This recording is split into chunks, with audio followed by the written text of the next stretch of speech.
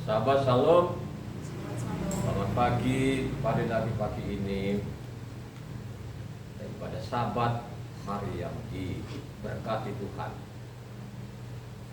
6 hari yang lainnya diberikan kepada manusia untuk melakukan kegiatannya, untuk bekerja. Pada hari ke-7 itulah Tuhan memerintahkan manusia ini untuk mentaati namanya hari Sabat ini, di mana hari Sabat itulah berkat-berkat surgawi turun kepada siapa saja yang menguduskannya, yang menghormatinya hari Sabat. Pagi ini kita belajar bersama-sama, ambil dari Yesaya 2 ayatnya 1 sampai ke 22. Karena lembaga kita Indonesia itu dikasih 2 judul, 2 perikop. Sekali lagi, Yesaya 2 ayat 1 sampai ke 22. Kalau dibaca yang keras supaya dengar. Yesaya 2 ayat 1 sampai 22, demikian firman Tuhan. Sion sebagai pusat kerajaan damai. Firman yang dinyatakan kepada Yesaya bin Amos tentang Yehuda dan Yerusalem. Akan tetapi pada hari-hari yang terakhir, gunung tempat rumah Yahweh akan berdiri tegak di hulu gunung-gunung dan menjulang tinggi di atas bukit-bukit.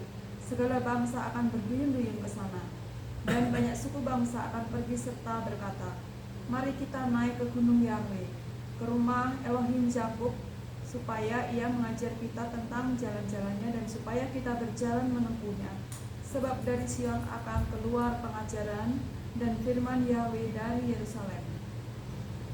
Ia akan menjadi hakim antara bangsa-bangsa dan akan menjadi wasit bagi banyak suku bangsa. Maka mereka akan menempa pedang-pedangnya menjadi mata bajak dan tombak-tombaknya menjadi pisau pemangkas. Bangsa tidak akan lagi mengangkat pedang terhadap bangsa, dan mereka tidak akan lagi belajar perang. Hai kaum keturunan Yakob, mari kita berjalan di dalam terang Yahweh. Sungguh telah kau buang umatmu, yakni kaum keturunan Yakob, sebab di mana-mana mereka melakukan tenung seperti yang di timur, dan sihir seperti orang Filistin, dan orang-orang asing di antara mereka terlalu banyak. Negerinya penuh dengan emas dan perak, dan tak terbatas harta bendanya. Negerinya penuh kuda dan tak terbatas jumlah keretanya. Negerinya penuh berhala-berhala, mereka sujud menyembah kepada buatan tangannya sendiri dan kepada yang dikerjakan oleh tangannya. Maka manusia ditundukkan dan orang direndahkan. Janganlah ampuni mereka.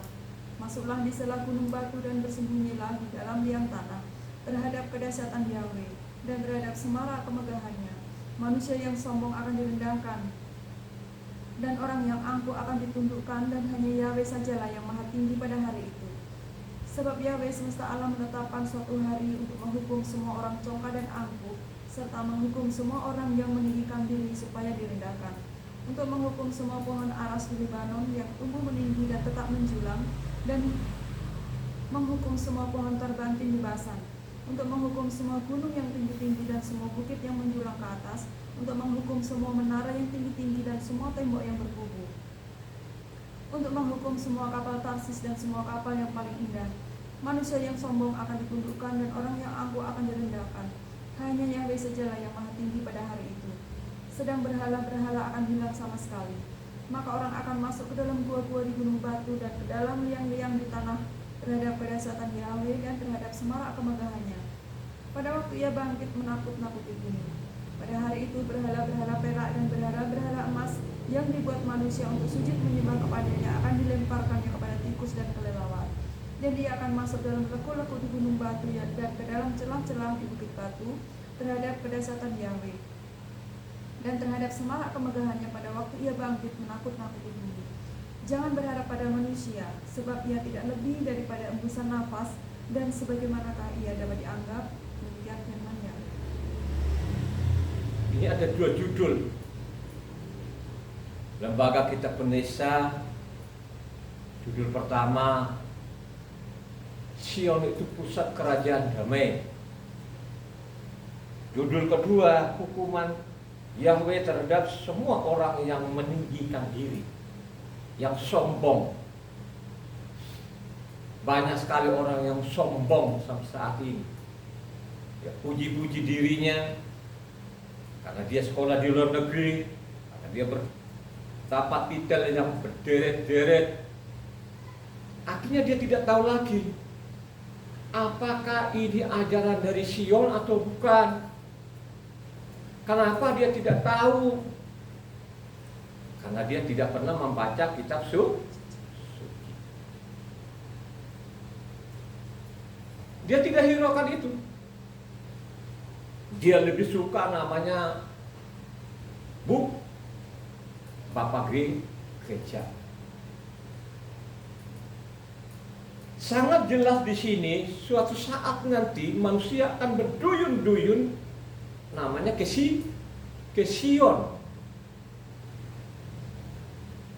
Anggapan orang, apalagi namanya orang Kristen ini, dialah nanti yang ke sana, dia akan berduyun-duyun di sana, dia akan masuk di ruangan Maha Kudus. Kalau kau masuk ruangan Maha Kudus itu, harus engkau tahu ini ajaran dari Sion atau bukan. Ditulis loh kedua nabi ini.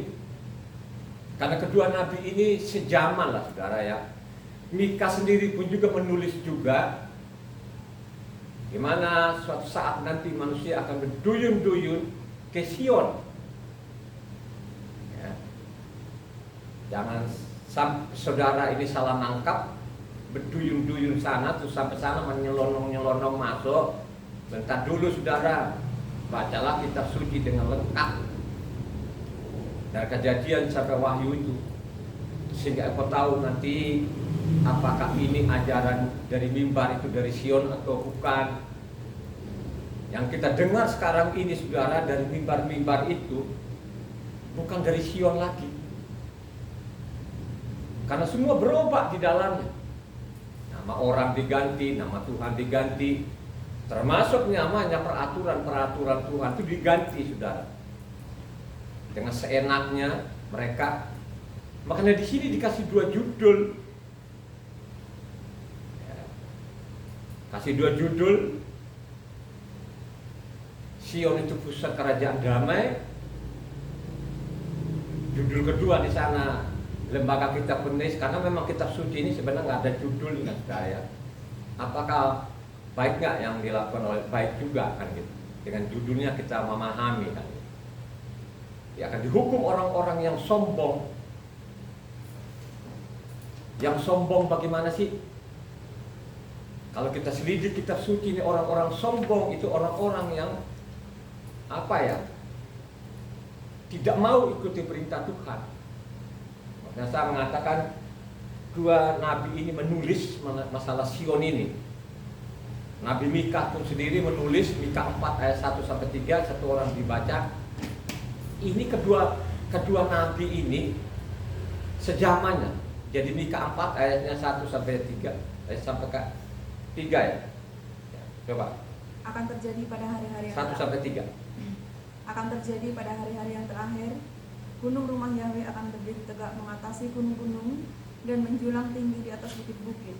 Bangsa-bangsa akan berduyun-duyun ke sana, dan banyak suku bangsa akan pergi serta berkata, mari kita naik ke gunung Yahweh, ke rumah Elohim Yakub, supaya ia mengajar kita tentang jalan-jalannya dan supaya kita berjalan menempuhnya. Sebab dari Sion akan keluar pengajaran dan firman Yahweh dari Yerusalem. Ia akan menjadi hakim antara banyak bangsa dan akan menjadi wasit bagi suku-suku bangsa yang besar, sampai ke tempat yang jauh. Mereka akan menempa pedang-pedangnya menjadi mata bajak dan tombak-tombaknya menjadi pisau pemangkas. Bangsa tidak akan lagi mengangkat pedang terhadap bangsa dan mereka tidak akan lagi belajar perang. Kalau kita baca Mikanya, nanti dia akan jadi apa? Hakim dan wasit. Arah lo ya. Ya, jadi ingat baik-baik orang-orang asing ini, jangan sombong-sombong loh, ya.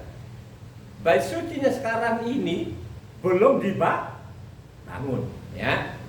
Sampai zaman kita ini, sampai saya bicara ini, bait suci belum dibangun, saudara. Ya, jadi belum dibangun ini, orang asing ini punya kesempatan. Saudara. Kesempatan apa yang dimaksud? Marilah kau rendahkan hatimu ini, kau baca kitab suci ini, kau baca dari Kejadian sampai Wahyu, ya. Sehingga engkau tahu ini ajaran dari Sion atau bukan. Ya. Kalau kau baca berurutan dari namanya Kejadian sampai Wahyu, pasti kau membedakan. Tidak sembarangan langsung dari mimbar itu kau telan bulat-bulat, saudara. Ini persoalan sekarang ini, sekian orang sekarang ini menelan aja dari mimbar itu. Apakah itu dari Sion atau bukan, pokoknya sudahlah apa kata pendeta kan gitu. Kasihan benar ini manusia-manusia yang ada di kolong langit itu. Miliaran loh ini. Ini orang Kristen itu miliaran loh di bumi ini. Ya. Kitab yang kita pegang ini, yang dicetak lembaga kitab Indonesia itu kan disalin dari apa? King James, disalin loh. Yang menyalin pada waktu itu namanya orang Muslim bernama Abdul Muhsin. Salin yang menyalin pertama itu seorang Muslim ini. Ya, salinnya dari King James yang kita pegang sampai saat ini. Dari pertama disalin itu, lembaga kitab Indonesia sendiri pun tidak merevisi, tidak menyelidiki yang benar, dibiarkan saja kitab suci ini. Makanya saya bilang sudah seada-ada, saudara. Ini bukan memfitnah loh, saudara. Ini fakta loh, saudara. Coba bayangkan aja sekarang ini yang kita terima ini tidak jelas lagi apakah ini dari Yerusalem, dari Sion atau dari Yunani. Karena yang kita baca khususnya namanya yang mereka katakan itu perjanjian baru, semua diperbarui, ya, nama-nama Tuhan diperbarui, nama-nama orang semua diperbarui. Saya anggap itu kejahatan, saudara. Kenapa saya bilang diperbarui ini? Karena memang kitab suci ini kan disalin dari King James. Ya, kalau King James sekarang kan dia sudah sadar kan? Direstorasi lah namanya kitab ini, dikembalikan nama-nama yang benar. Ya, salah, dia tahu tuh King James salah, sudah sekian lama dia salah. Dia sadar, dia restorasi, nama Yahweh dikembalikan, nama Yesua sekalipun dia pakai Yesua, tapi sudah lumayan deh, dia tidak pakai Jesus lagi. Dia salah, kan gitu. Tapi bagaimana Kristen di Indonesia ini? Kalau mendengar seperti itu, mulailah mereka bilang sesat. Ya, itu hati-hati sekarang, itu ada yang sesat. Akibat daripada tidak membaca kitab suci ini. Ya. Ingat baik-baik katanya, suatu saat nanti Tuhan Yahweh akan menjadi hakim, menjadi wasit. Akan dibawalah nanti manusia-manusia ini ke pengadilan, nanti akan diadili. Apakah selama lo ada di bumi ini, kau sudah ikuti namanya adat dari Yerusalem atau bukan? Dia akan mencatat itu, saudara. Dia akan mencatat. Ingat baik-baik. Sampai saat ini, bait suci belum dibangun. Ya. Orang Israel belum kembali. Ada kembali tapi masih banyak sekali yang di seluruh dunia. Nah, suatu saat nanti kalau sudah dibangun kembali, ya, dibangun kembali,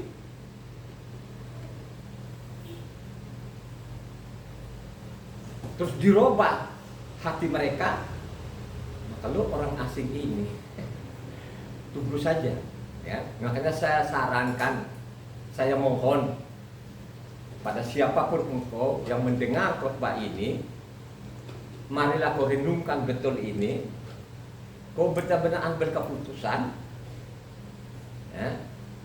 Jangan engkau terkecoh dengan ajaran-ajaran yang di mimbar itu, yang menyelewengkan namanya hukumnya Tuhan ini, engkau ambil keputusan, engkau bacalah kitab suci ini. Pasti engkau tahu apakah ini dari Yerusalem atau bukan, ya. Tuhan itu tidak pernah melupakan loh saudara. Dia tidak pernah melupakan namanya hukumnya, ya.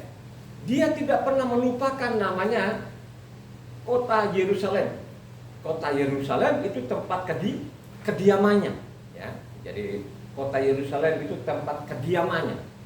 Disitulah nanti akan mengadili bangsa-bangsa ini, ya. Makanya saya mengatakan kepada pendengar, ya, marilah kau merenung benar ini. Saya bukan memaksa, tapi paling tidak engkau catat apa yang saya katakan ini. Catat saja, nanti engkau renungkan lagi, engkau baca ulang. Coba Mazmur 69 ayat 35-36. Mazmur 69 35-36. Sebab Elohim akan menyelamatkan Sion dan membangun kota-kota Yehuda, supaya orang-orang diam di sana dan memilikinya. Anak cucu hamba-hambanya akan mewarisinya, dan orang-orang yang mencintai namanya akan diam di situ. Jadi yang mendiami nanti, yang mendiami nama Yerusalem ini, saudara, itu yang mencintai nama Yahweh, yang mencintai namanya Tauratnya, hukumnya, itu yang mendiami loh saudara, ya. Jadi mencatat ini, tolong mencatat ini, jangan di luar sana. Oh, nanti orang Israel akan habis, akan dibunuh, akan dihabisi. Yerusalem nanti sudah nggak ada lagi, ya. Karena orang-orang Israel nggak ada lagi, ya. Akan dibunuh, akan dilenyapkan di kolong langit. Tidak pernah engkau bisa lenyapkan namanya bangsa yang satu ini. Ya, janjinya itu dia tidak pernah namanya lupa, saudara. Perjanjian Abraham dengan Tuhan itu dia tidak lalai, saudara. Makanya supaya saudara itu mengerti, baca saja nanti Kejadian 17 di sana. Baca lengkap itu Kejadian 17, karena disitulah dia ada perjanjian antara Tuhan dengan Bapa kita, Bapa rohani kita adalah Abraham itu, ya. Dan dia tidak pernah akan lupa itu sampai selama-lamanya. Dan kotanya ini, kota Yerusalem atau Sion ini, itu dia tidak akan lupa, saudara. Dia tidak pernah akan lupa dalam pandangannya, penglihatannya. Makanya dibiarkan saja sekarang ini Yerusalem ini diinjak-injak, dibiarkan dulu, kan gitu kan. Tapi ada waktunya nanti akan dia bangun. Mazmur 132 ayat 13-14. Mazmur 132 ayat 13-14. Sebab Yahweh telah memilih Sion, mengingininya menjadi tempat kedudukannya. Inilah tempat perhentianku selama-lamanya. Di sini aku hendak diam, sebab aku mengingininya. Catat loh ini, supaya engkau ini jangan ditipu bahwa nanti yang sana Yerusalem itu tidak ada lagi orang Israel, tidak tahu lagi Tuhan di mana nanti. Tuhan kita yang bernama Yahweh itu, Tuhan yang Esa itu, dia ada di Yerusalem. Ya, jadi jangan berpikir lagi karena dia di Yerusalem Tuhan tidak ada di sini. Tidak begitu, saudara. Tuhan kita maha ada, maha tahu, maha mendengar, maha ada. Dia di mana-mana ada, karena dia maha. Catat lo ini Mazmur 132 ayat 13-14. Catat baik-baik lo saudara, ya. Supaya ini saudara ini punya iman yang benar, ya. Makanya saya dorong jemaat itu supaya sisa hidupmu ini bacalah kitab suci ini, karena disitulah engkau memiliki pengetahuan. Karena dari situlah kau memiliki iman yang benar, ya. Jadi iman itu harus iman yang benar. Iman kepada siapa? Percaya kepada siapa? Tuhan yang Esa atau Tuhan yang lebih dari satu? Karena sekarang tuh Tuhannya lebih dari satu. Kalau sudah lebih dari satu, saudara, nggak akan dijamin di dalamnya itu. Adalah saudara, ya. Jadi baca kitab suci ini supaya tidak tertipu. Ya. Zekaria 2 juga pun mencatat ini masalah namanya Sion ini. Zekaria 2 ada ayatnya 10 sampai 13. Zekaria bersorak-sorailah dan bersukarialah, hai putri Sion, sebab sesungguhnya aku datang dan diam di tengah-tengahmu, demikian firman Yahweh. Dan banyak bangsa akan menggabungkan diri kepada Yahweh pada waktu itu dan akan menjadi umatku, dan aku akan diam di tengah-tengahmu. Maka engkau akan mengetahui bahwa Yahweh semesta alam yang mengutus aku kepadamu, dan Yahweh yang akan mengambil Yehuda sebagai miliknya di tanah yang kudus, dan dia akan memilih Yerusalem pula. Berdiam dirilah, hai segala makhluk di hadapan Yahweh, sebab ia telah bangkit dari tempat kediamannya yang kudus. Coba saudara, akan nanti bangsa-bangsa bergabung. Bangsa yang mana yang dimaksud? Kalau engkau selidiki kitab suci ini, bangsa yang benar-benar mengamalkan namanya hukumnya tuh Tuhan, yang mengamalkan namanya Tauratnya tuh Tuhan, ya. Itu yang bergabung, itu yang masuk. Kalau engkau mau saja membaca dari Kejadian sampai Wahyu, ya, sehingga kau tahu nanti, ya, dari mimbar ini dari Sion atau bukan. Kebanyakan sekarang itu mendengar namanya Sion, mereka nafsu sekali, saudara. Ya. Mereka lebih suka namanya Eropa. Aduh, benar-benar kasihan benar manusia ya ini ya. Padahal kalau kita baca lanjut lagi yang namanya Zekaria ini, Zekaria 14 ayat 9, perhatikan di situ. Ya. Perhatikan. Maka Yahweh akan menjadi raja atas seluruh bumi. Pada waktu itu Yahweh adalah satu-satunya dan namanya pun satu-satunya. Yahweh satu-satunya, namanya satu-satunya. Suatu saat nanti akan dia jadi raja di sana, dia jadi hakim, jadi wasit, hukum ini manusia-manusia yang apa? Yang kepala batu dan namanya sombong, saudara. Ya kan? Suatu saat nanti Yahweh akan menjadi raja satu-satunya dan namanya juga satu-satunya. Jadi Yahweh itu Esa, tidak ada yang lain. Makanya mengatakan akulah ini Yahweh, tidak ada yang lain. Amin gak itu? Ingat baik-baik ya saudara, catatlah ini, catat baik-baik loh saudara ya. Ya, coba. Memang bangsa satu ini, memang bangsa Israel ini memang karena khotbah-khotbah saya yang lalu, memang bangsa satu ini agak dibedakan memang saudara. Ya. Dibedakan ini. Kejahatannya dia ini memang jahat kok, tapi buntut-buntutnya ya, tetap saja menyayangi mereka saudara. Ya. Karena bagaimanapun bangsa Israel ini sejahat-jahatnya, ya, saya yakin masih ada. Makanya pada waktu Elia mengadu di Gunung Tuhan sana, Tuhan, di kerajaan Israel Utara itu sudah tidak ada lagi yang menyembahkan engkau. Tinggal saya seorang diri sekarang mau dibunuh. Kata Tuhan, pulang aja. Pulang lo, ada di sana itu. Ada di sana itu, adalah pribadi-pribadi itu. Saya simpan ada 7.000 itu katanya. Ya. Begitu juga lah zaman sekarang ini. Ya. Makanya saya sudah 2 tahun ini, saya melalui YouTube, saya perhatikan setiap saya khotbah, memang ada yang like itu 1 sampai 2%, ya. Sehingga saya merenung terus, oh benar juga sih, banyak yang datang, berapa? Bagaimana? Sedikit yang dipilih, ya. Kata Matitia 22 kalau baca 14 di sana, banyak yang datang, sedikit yang dipilih katanya.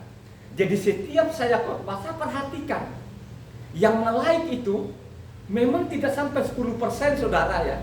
Ya. Tidak ada saudara. 4%, 2%, sampai 5% lah ya. Sesungguhnya sama merenung pada waktu namanya Sodom dan Amora ini dihukum itu, tuh Abraham menanya kalau seumpamanya Tuhan ada 50 orang saja yang benar di sana di Sodom itu, kira-kira Tuhan hukum nggak? Oh, saya tidak hukum. Terus dia bilang, kalau ada saja di sana itu di Sodom Amora itu ada 10 orang saja orang benar, kira-kira Tuhan itu hukum nggak katanya? Tuhan bilang tidak menghukum. Ternyata benar saudara. Memang di Sodom dan Amora itu tidak ada 10%-nya. Hanya ada berapa orang yang diselamatkan, berapa orang? Hanya ada 3 orang, saudara. Perhatikan ini saudara. Saya pantau loh saudara kan melalui YouTube ini, ya. Berapa orang yang lain, sehingga saya merenung gitu. Oh benar juga nih. Ada memang, ada tetap ada itu. Saya yakin itu yang melike itu seperti saya, seperti saya gitu kan. Dia belajar, sehingga dalam hatinya, oh ada juga yang seperti saya, dia like. Saya yakin itu saudara ya. Jadi kembali lagi hari ini firman Tuhan ini dia tidak pernah melupakan namanya kota Yerusalem. Dia tidak pernah melupakan. Dia tetap ingat terus. Termasuk juga namanya hukumnya, Tauratnya, dia tidak lupakan. Karena dia bilang tadi pengajaran dari namanya Yerusalem, ya.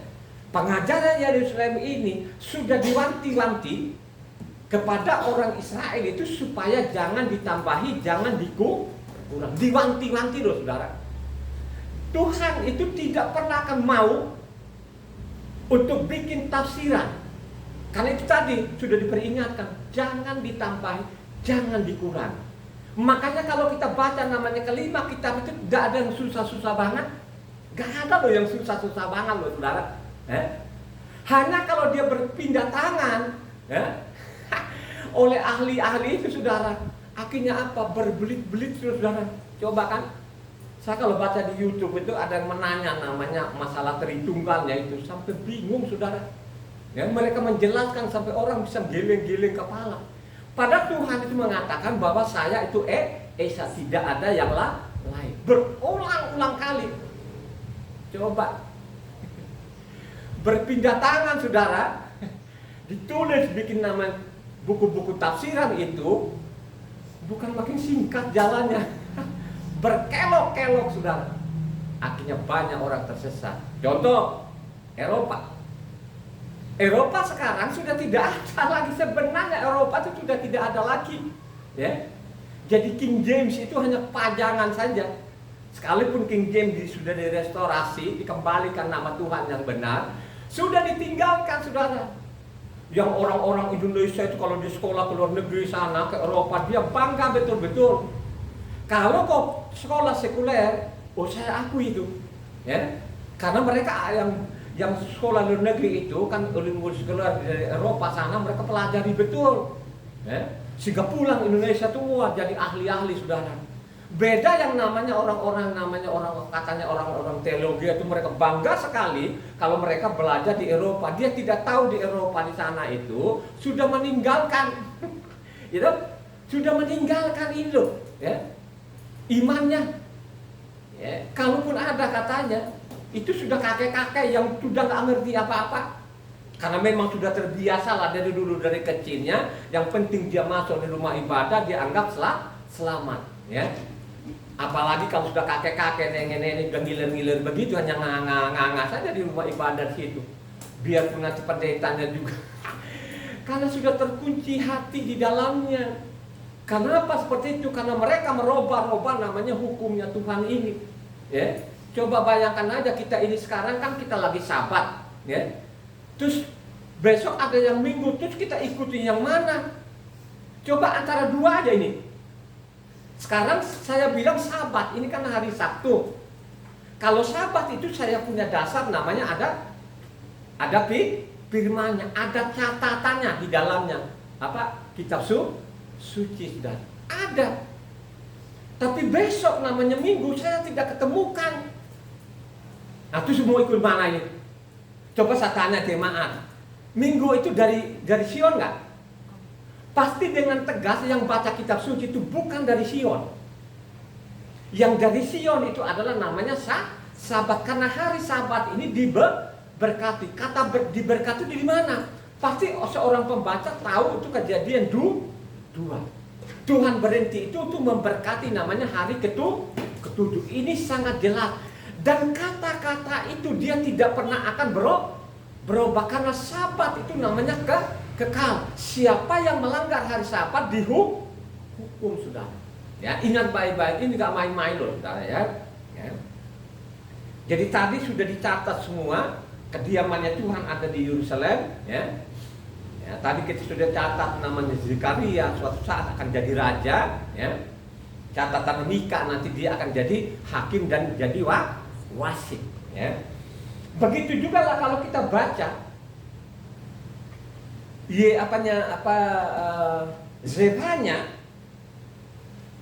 Zebanya 3 ini memang orang Israel ini. Memang sekalipun mereka bandel, saudara ya, tapi tetap saja dijamin mereka ini. Memang satu ini beda lah, beda benar deh. Saya tidak cemburu, tidak ngiri lah, saudara ya. Saya tetap saja saya orang asing yang mengamalkan hukumnya Tuhan, ya. Saya tidak akan bisa mengganti kedudukannya mereka ini karena mereka ini statusnya mereka anak. Zekaria Zebanya 3 ayatnya 1-3. Coba, ini kelakuan mereka ini. Tapi kalau kita baca selanjutnya tetap ada janjinya loh. Ini satu ini memang susah ini. Coba Zebanya 3 ayat 1 sampai ke 3. Celakalah si pemberontak dan si cemar, hei kota yang penuh penindasan. Ia tidak mau mendengarkan teguran siapapun dan tidak memperdulikan kecaman. Kepada Yahweh ia tidak percaya dan kepada Elohimnya ia tidak menghadap. Para pemukanya di tengah-tengahnya adalah singa yang mengaum. Para hakimnya adalah serigala pada waktu malam yang tidak meninggalkan apapun sampai pagi hari. Para nabinya adalah orang-orang ceroboh dan pengkhianat. Para imamnya menajiskan apa yang kudus, memperkosa hukum Taurat. Itu nabi-nabinya orang ceroboh. Itu imam-imam yang memperkosa, namanya apa? Hukum Taurat. Dimarahin, saudara. Tapi kalau kita baca selanjutnya di bawah ayat 12 sampai 20, ini memang satu bangsa ini luar biasa, saudara, ya. Tapi termasuk juga kita di situ juga ada di sana. Dari tadi Zebanya 3 ayatnya 12 sampai 20, yang cepat bacanya. Di antaramu akan kubiarkan hidup suatu umat yang rendah hati dan lemah, dan mereka akan mencari perlindungan pada nama Yahweh, yakni sisa Israel itu. Mereka tidak akan melakukan kelaliman dan berbicara bohong. Dalam mulut mereka tidak akan terdapat lidah penipu. Ya, mereka akan seperti domba yang makan rumput dan berbaring dengan tidak ada yang mengganggunya. Bersorak-soralah, hai putri Sion, bertembik soralah, hai Israel, bersukacitalah dan beriarialah dengan segenap hati, hai putri Yerusalem. Yahweh telah menyingkirkan hukuman yang jatuh atasmu, telah menebas binasa musuhmu. Raja Israel yakni Yahweh ada di antaramu. Engkau tidak akan takut kepada malapetaka lagi. Pada hari itu akan dikatakan kepada Yerusalem, janganlah takut, hai Sion, janganlah tanganmu menjadi lemah lesu. Yahweh Elohimmu ada di antaramu sebagai pahlawan yang memberi kemenangan. Ia akan bergirang karena engkau dengan sukacita. Ia akan membaharui engkau dalam kasih-Nya. Ia bersorak-sorai karena engkau dengan sorak-sorai. Seperti pada hari pertemuan raya, aku akan mengangkat malapetaka daripadamu, sehingga oleh karenanya engkau tidak lagi menanggung celah. Sesungguhnya pada waktu itu aku akan bertindak terhadap segala penindasmu, tetapi aku akan menyelamatkan yang pincang, mengumpulkan yang terpencar, dan membuat mereka yang mendapat malu menjadi kepujian dan kenamaan di seluruh bumi. Pada waktu itu aku akan membawa kamu pulang, yakni pada waktu aku mengumpulkan kamu, sebab aku mau membuat kamu menjadi kenamaan dan kepujian di antara segala bangsa di bumi, dengan memulihkan keadaanmu di depan mata mereka. Firman Yahweh. Di atas tadi kalau kita baca namanya Zebanya 3 ayatnya 1-3 mengatakan bahwa nabi-nabi itu orang-orang ceroboh, terus imam-imam itu memperkosa, namanya hukum Taurat. Tapi kalau kita baca selanjutnya, ya, dia tetap ingat sama mereka. Akhirnya nanti suatu saat nanti kamu akan jadi terkenal, terpuji, dan tersohor, saudara. Coba, saudara. Makanya saya mengatakan ini, marilah orang asing ini, ya, baca sajalah kitab suci itu.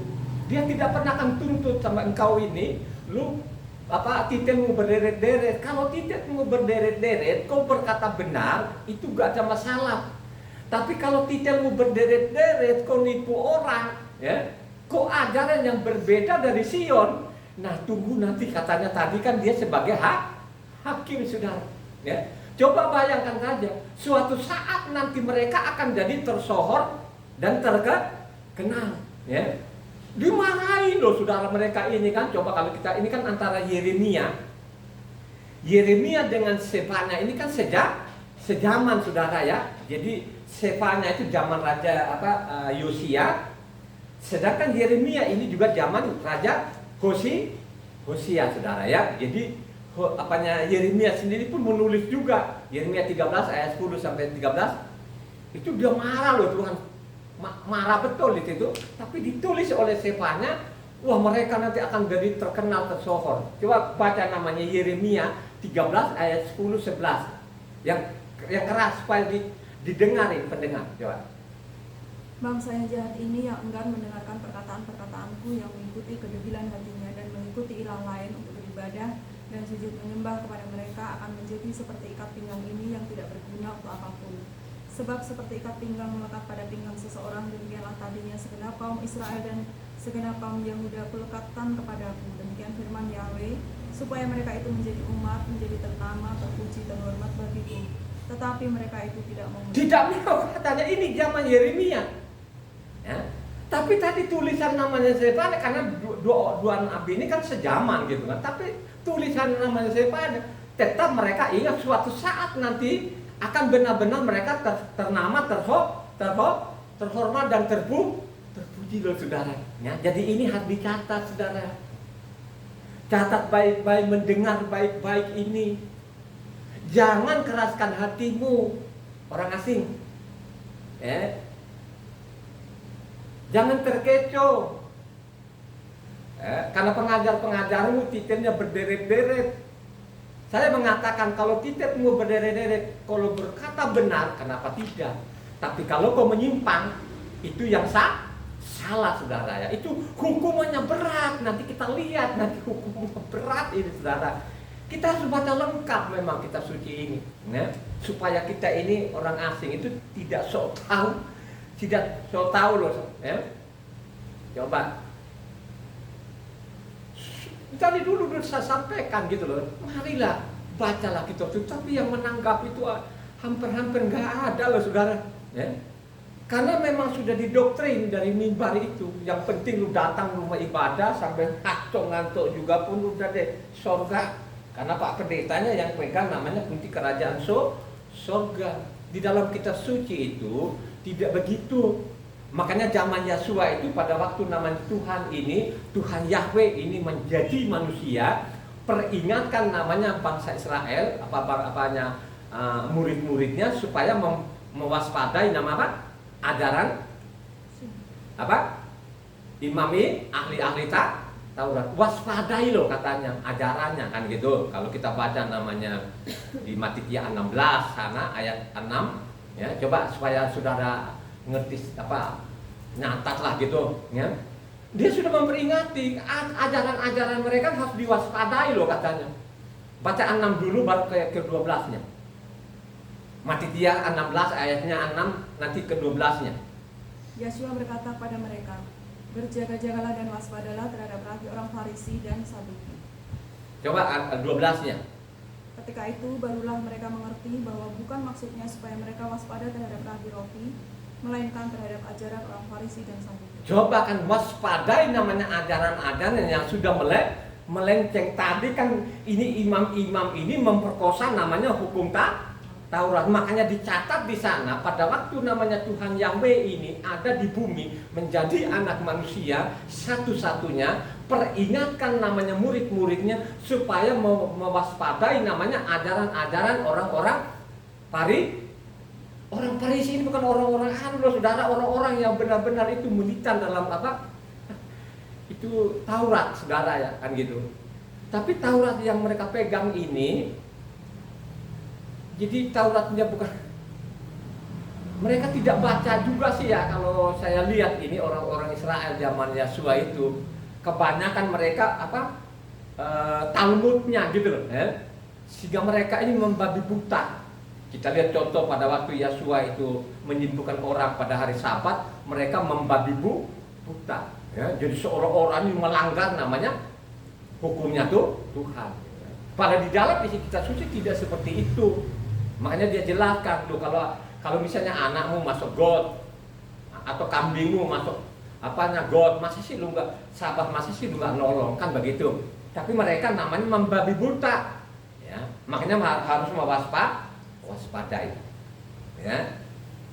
Jadi itulah yang terjadi, supaya kita memiliki kewaspadaan, ya. Kita ini harus membekali diri, kita harus baca. Kita baca pelan dari Kejadian sampai Wahyu berulang-ulang loh. Jadi harus berulang-ulang, saudara, ya. Kalau saya ini kan sampai saya bicara ini kan, kalau hari ini pun kalau saya baca paling besok itu Minggu sudah 180 kali, ya.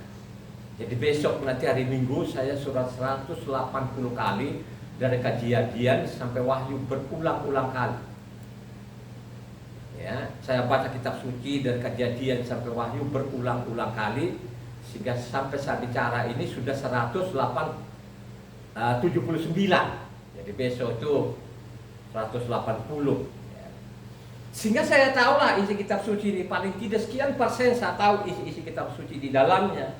Karena setiap hari saya baca. Kenapa saya baca tiap hari? Saya mempersenjatai diri saya, supaya saya tidak ikut arus. Saya tidak ikut kebanyakan orang yang membelokkan hukum. Kalau saya mengatakan sekarang ini sedikit nggak yang membelokkan hukum, terlalu banyak sekali, miliaran. Contoh yang saya bilang tadi, hukumnya Tuhan bilang, peraturan Tuhan bilang hari ibadahnya itu namanya Sabat, bukan Minggu. Karena orang berhenti itu paling tidak dia ibadah, paling tidak dia baca kitab suci, kan begitu, ya. Makanya disediakan hari ke-7 itu. Nah, disitulah berkat-berkat surgawi tercurah kepada orang itu, ya. Dan memang ingat, hukum-hukumannya mereka ini tadi kan sudah kita baca di atas. Suatu saat mereka akan jadi tersohor, terkenal, terpuji.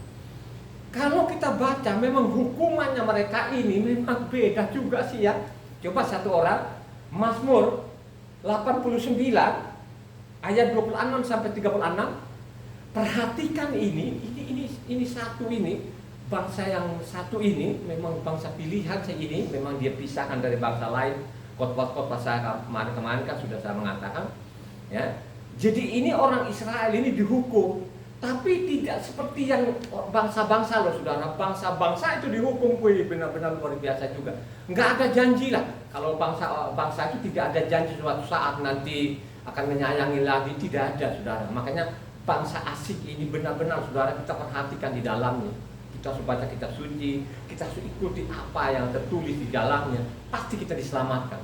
Tapi kalau engkau membangkang seperti namanya tiru-tiru, namanya orang yang Yahudi yang sampai sekarang ini, yang masih kablinger ini, kau tidak dibuang nanti.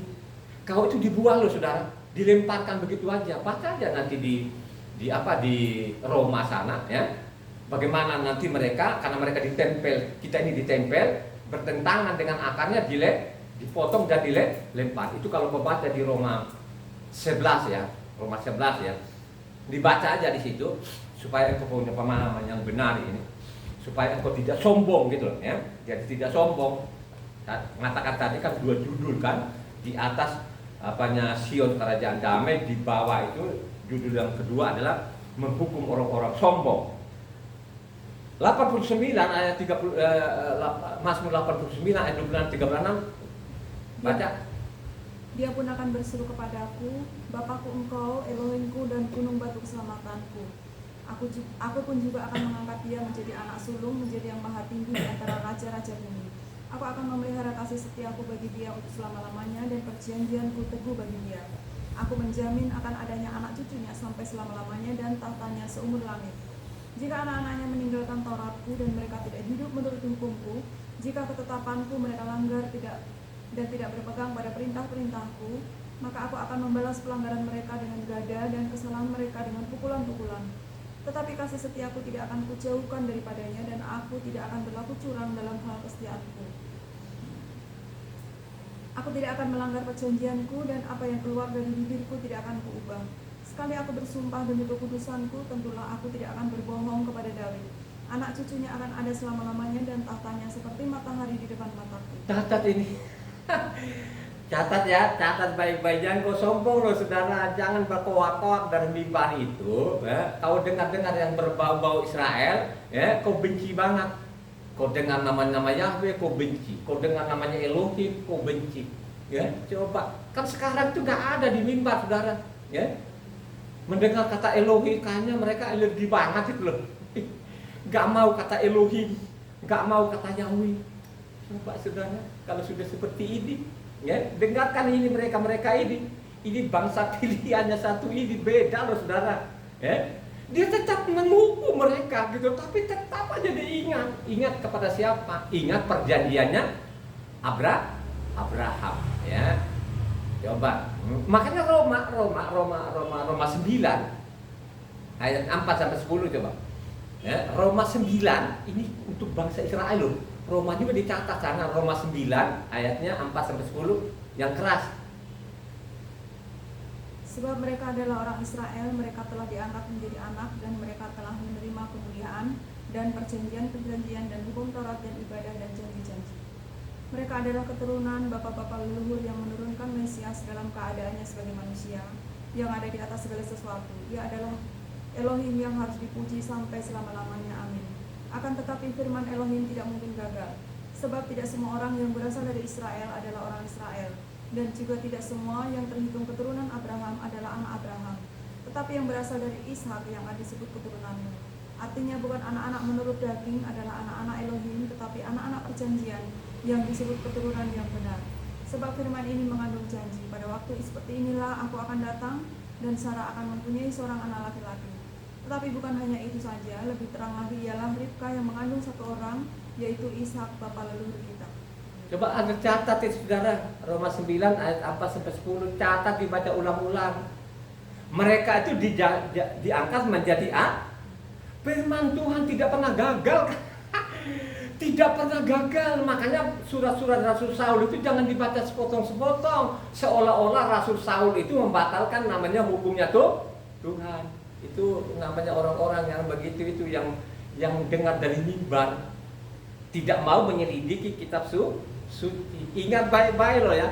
Sekalipun dihukum tapi tetap diingat, dicatatlah Roma tadi 9 ayatnya 4 sampai 10. Maupun juga Roma 11 ya. Jadi Roma 11 ayatnya 1 sampai 4 yang kencang lagi supaya pendengar ini mencatat ini saudara. Ya, tapi saya baca dari Roma 11 ayat 1 sampai 4 aja. Saudara baca lengkap itu Roma supaya saudara sadar orang asing, ya tahu? Supaya sadar benar loh, ya. Supaya saudara tuh benar-benar memiliki filter. Apakah ini dari Sion atau dari Yunani, ya?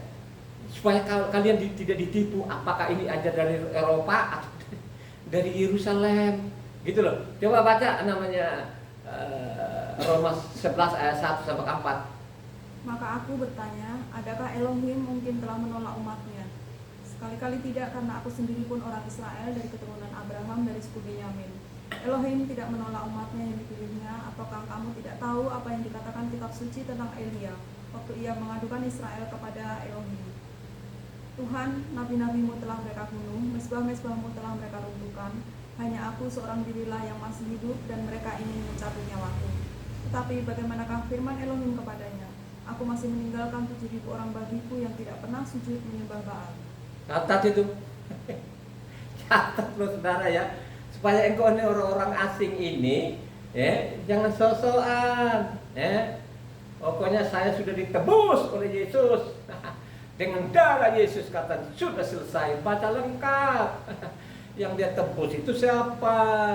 Ya, lu yang membangkang pada Tuhan, yang menolak namanya hukumnya Tuhan, terus ditebus. Yang dalam isi kitab suci di sana, yang dia tebus itu orang-orang yang mengamalkan namanya Taurat. Ya, yang mencintai namanya hukumnya Tuhan, itu yang dia tebus, yang dia korbankan nyawanya. Ya, dia datang di bumi ini mencari domba-domba yang sesat. Domba yang dimaksud itu siapa? Orang-orang Israel itu sudah tidak ada gembalanya katanya. Gembala-gembalanya sudah menyimpang dari hukumnya. Sehingga tidak ada pengajaran-pengajaran lagi di rumah-rumah ibadah, itu semua sudah nyeleweng gitu loh ya. Jadi mencatat ini saudara ya. Jadi benar-benar memang bangsa satu ini tetap dibedakan. Kalau ada yang ngomong-ngomong sekarang, itu orang Israel sama dengan saya, sama saja. Bacalah kitab suci yang benar, ya know? Masih untung gak ditampar mulutmu itu malaikat-malaikat maut itu saudara. Bacalah kitab suci ini. Bukan saya bangga-banggakan, memang catatannya di kitab suci begitu. Coba kalau kita baca lagi Yeskiel sana 25 ayatnya 8-11 bagaimana bunyinya? Coba perhatikan itu. Ada yang mengatakan itu sama saja. Itu orang-orang Israel dengan kita sama saja, gak ada bedanya. Coba Tuhan marah loh di situ. Yeskiel 25 ayatnya. Yeskiel 25 ayatnya 8-11. Yeskiel 25 ayat 8-11 supaya mencatat ini. Nubuatan melawan Moab. Beginilah firman Tuhan Yahweh. Oleh karena Moab berkata, sungguh kaum Yehuda adalah sama dengan semua bangsa lain. Oleh sebab itu sungguh aku akan membiarkan dataran tinggi Moab terbuka dengan runtuhnya kota-kotanya. Ya, kota-kota tanpa terkecuali, yaitu kepermaian negeri itu Bet Yasimot, Baal Meon dan Kiriataim. Aku akan menyerahkan dia bersama Bani Amon kepada orang dari sebelah timur menjadi miliknya, supaya Bani Amon jangan diingat-ingat lagi di antara bangsa-bangsa. Aku akan menjatuhkan hukuman kepada Moab dan mereka akan mengetahui bahwa akulah Yahweh. Padahal yang berkata ini itu satu keturunan dengan orang Israel. Ini Moab ini. Moab dengan Amon ini bapaknya mereka bernama siapa? Lot saudara ya. Coba. Lot itu orang benar. Itu anak adiknya apa? Abraham. Bapaknya Lot itu bernama Haran saudara. Nah, jadi bapaknya Lot itu apa? Haran. Lot itu punya anak namanya Moab dan Amon. Katanya tadi dia bilang sama aja, sama dengan kita. Tuhan tidak mau disamakan dengan bangsa ya. Makanya mengatakan itu ya, sembahan bangsa-bangsa itu adalah namanya berhala ya. Sembahan bangsa berhala, sembahan bangsa-bangsa itu tidak ada katanya lagi kalau kita baca Mazmur 96 ayat 5 ya. Sembahan bangsa-bangsa itu adalah berhala. Kalau kau baca namanya 1 Tawarik 16 ayat 26 di sana itu kan jelas kan begitu loh ya. Jadi memang satu ini dibedakan saudara. Nah, ya. Apakah sekarang orang Israel sudah menyelewengkan? Memang menyelewengkan sekarang ini kan, penyelewengan mereka nggak tanggung-tanggung lagi saudara. Sekarang coba kita lihat banyak sekali masjid-masjidnya, aliran-alirannya, coba ya. Apakah Tuhan mengendaki itu? Itu tadi akibat namanya buku tafsiran. Karena buku tafsiran mereka ini namanya Talmud. Makanya begitu juga lah namanya orang Kristen ini. Orang Kristen itu tidak peduli lagi namanya kitab Taurat, malah dibenci. Adzan dari mimbar-mimbar Taurat sudah dibatalin. Pembohong-pembohong ini susah. Jangan engkau ikut nanti dihukum. Kalau ada yang begitu, lu abaikan saja, tinggalkan saja tempat ibadah ini ya. Ini saya kasih tahu loh saudara ya. Suatu saat nanti dia jadi hakim, dia tanya nanti ya. Di mana pasalnya, ayatnya yang mengatakan bahwa hukum itu dibuang. Ya nabi manapun juga nggak ada. Coba, ini nabi-nabi ini banyak sekali, tidak pernah ada satu nabi pun supaya Tauratnya kemudian hari itu dibuang. Ya, nggak ada. Maupun juga namanya murid-murid Yesua itu pun yang nelayan-nelayan itu juga tidak ada. Tidak pernah mereka juga di sana menulis yang beda dari mulutnya Tuhan Yesua. Tuhan Yesua bilang kan, ya, Taurat itu kekal. Ya, kamu melanggar Taurat, ya, kamu tidak akan hidup, mati. Dibaca aja nanti kan keempat penginjil sana, ada namanya Matitia, ada namanya Markos, ada namanya Luka, ada namanya Yohanes. Yang nama-nama ini sudah diganti loh saudara, bernama-nama Eropa. Aduh, benar-benar saya melihat ini. Tapi kalau diomongin yang di luar sana itu, ngeyelnya kalau saya dekat itu benar-benar saya nafsuin juga gitu loh.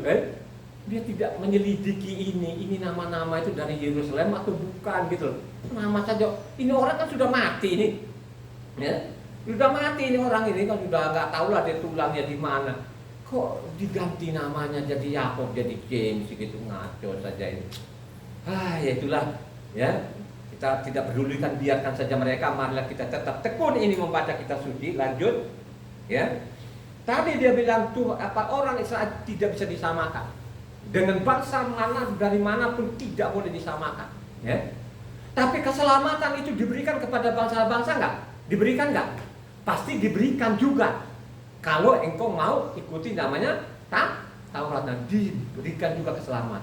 Tapi kalau kau tolak yang dari mimbar sekarang itu, Taurat itu sudah dibatalkan, itu tunggu nanti digantung betul-betul itu. Yakin digantung loh, bukan saya loh. Ini kitab suci loh yang menulis di dalamnya kan gitu. Dia kan hukum kan. Bagaimana tadi kalau kita lihat hukumannya mereka ini ringan loh saudara ya. Kelihatan tuh tetap saja mereka lawan, tapi dijanjikan keselamatan gitu kan. Suatu saat nanti tetap mereka bangun lagi Yerusalem, bangun lagi ke Bait Suci. Nah disitulah mereka benar-benar tidak akan sesat lagi kan gitu ya. Coba kita baca lagi Yesaya 5 ayat 20-21. Bagaimana ini namanya orang Israel itu jadi manis jadi pahit, pahit jadi manis. Artinya namanya kitab suci ini dibolak-balik gitu. Seperti begitulah. Coba baca namanya Yesaya 5 ayat 20 sampai 21. Ya. Celakalah mereka yang menyebutkan kejahatan itu baik dan kebaikan itu jahat, dan mengubah kegelapan menjadi terang dan terang menjadi kegelapan, yang mengubah pahit menjadi manis dan manis menjadi pahit. Celakalah mereka yang memandang dirinya bijaksana, yang menganggap dirinya pintar. Coba saudara, itu yang dicatat-catat tadi, ini mereka memperkosa, ini nabi-nabi apa? Kablinger, ya. Coba imam-imamnya mereka memperkosa gitu. Sekalipun itu mereka tuh itu coba. Si Amos sendiri, Amos 6 ayat 12 menulis juga. Ini kan Amos, jadi Mika, Amos ini sejaman dengan Yesaya ini. Ya, jadi Amos menulis juga di sana ayat Amos 6 ayat 12. Berlarikah kuda-kuda di atas bukit batu, atau dibaca orangkah laut dengan lembu? Sungguh kamu telah mengubah keadilan menjadi racun dan hasil kebenaran menjadi ibu. Coba saudara, bayangkan aja namanya sudah bagus-bagus, jangan ditambahi, jangan dikurangi. Kalau kau tambah dan kurangi itu menjadi racun, mematikan gitu loh. Tapi tetap saja gitu loh. Ya, coba. Ini bagaimana sih kamu putar balikan gitu loh. Makanya di dalam isi kita sudah kalau kita baca di dalam, mereka memperkosa hukum Taurat, mereka memutar balikan kebenaran, mereka memutar balikan namanya apa? Hukum Taurat ini dicatat loh di dalam ini. Dimarahin dan lain sebagainya gitu loh. Tapi buntutnya mereka ini tetap disayangin gitu loh. Ya. Misalnya kalau kita baca lagi Markus 7 ayat 9, bagaimana pada waktu itu mereka menyampingkan namanya hukumnya Tuhan. Coba baca namanya Markus 7 ayat 9. Yahsua berkata pula kepada mereka, sungguh pandai kamu mengesampingkan perintah Elohim, supaya kamu dapat memelihara adat istiadatmu sendiri. Coba kan, kamu ini menyampingkan namanya Taurat ini, terus lu lebih ikuti namanya adat istiadatmu. Nenek moyangmu yang disinggung-singgung itu masalahnya namanya Talmudnya. Coba. Namanya Tauratnya ditinggal gitu, terus menyampingkan gitu loh, coba ya. Tapi kalau kita baca selanjutnya di Roma tadi, tetap saja mereka disayangin ya. Makanya Roma 11 itu kalau kau baca lengkap sampai ayat 26-27 di sana, luar biasa saudara ya. Suatu saat nanti akan diselamatkan semua bangsa Israel saudara. Sekalipun begitu mereka ini, tapi masih dijanjikan gitu loh. Ya, beda dengan kita ini, bangsa-bangsa asing ini, ya, bertentangan namanya. Kau bilangnya Taurat itu namanya dibatalkan, itu dilemparkan kamu neraka itu, dibuang, ya, nggak ada janji-janjinya, nggak ada. Kalau kau ikuti Taurat, kau selamat, sudah, kan begitu, ya. Sangat jelas loh di sini, tetap dijanjikan mereka, ya. Makanya saudara kalau baca ini kan hukumannya namanya orang-orang namanya bangsa asing ini. Kalau kau baca namanya Yoel 3 ayat 1:21 di sana, nanti baca saja, ya. Tapi yang jelas itu Yoel 3 ayat 1 sampai 21 itu nanti akan dihukum bangsa-bangsa itu, ya. Dia akan dihukum, wah pokoknya dia akan hukum deh, ya. Nanti akan Israel lagi akan dia kumpulkan lagi. Kalau engkau baca namanya Yoel 3 ayat 1 kan 21 ayat itu, tolong nanti pendengar atau jemaat dibaca lengkap nanti supaya saudara itu punya pemahaman bagaimana memperlakukan nanti bangsa-bangsa itu, ya. Coba kan suatu saat nanti sudah namanya bait suci ketiga nanti di Israel itu yang tidak berkenan ini dia akan dibersihkan nanti, akan dirobohkan nanti, ya. Tempat penyembahan di sana itu nanti akan habis saja nanti diroboh. Seperti zaman namanya Raja Yosi, raja yang menghancurkan dulu rumah-rumah ibadah penyembahan yang bukan penyembahan kepada Tuhan yang benar itu yang merobohkan itu adalah namanya Raja Hizkia maupun Raja Yosia.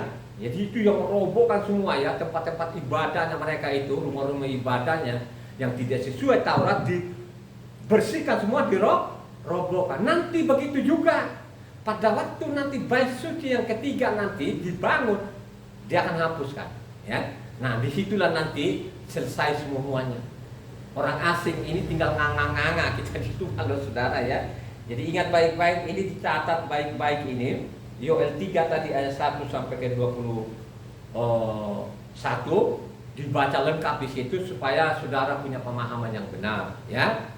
Sehingga namanya kalau ada bilang Yerusalem nanti berpindah tangan atau orang Israel itu akan terhapus di kolong langit, itu bohong loh saudara, ya.